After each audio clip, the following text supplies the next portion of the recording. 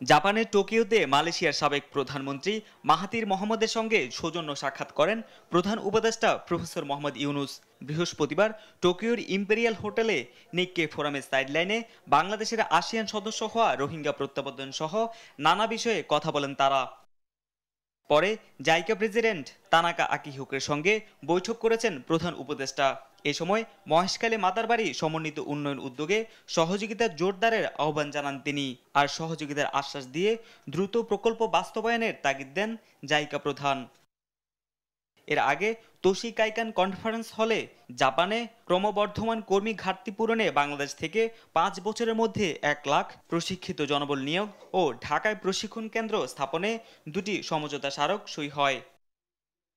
চুক্তি স্বাক্ষর শেষে মানব সম্পদ বিষয়ক সেমিনারে অংশ নেন ডক্টর ইউনুস। বলেন, অন্তর্বর্তী সরকার জাপানে বাংলাদেশিদের জন্য কর্মসংস্থানের সুযোগ তৈরিতে যথাসাধ্য চেষ্টা করছে। Yes, I can be one of them.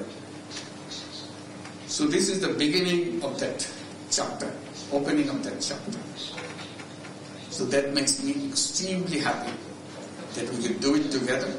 That will be something again we'll remember together, how we build this up, that relationship between two countries. It's not just sending people, it's building up relationship. দিনের শুরুতে নিক্কে ফোরামের উত্তাল বিশ্বে এশিয়ার challenge শীর্ষক অধিবেশনে বক্তব্য দেন প্রধান উপদেষ্টা। বলেন, বাংলাদেশের একটিমাত্র দল ডিসেম্বরেই নির্বাচন দাবি করছে, কিন্তু টেকসই সংস্কারের ডিসেম্বরের পর আরো 6 মাস সময় প্রয়োজন।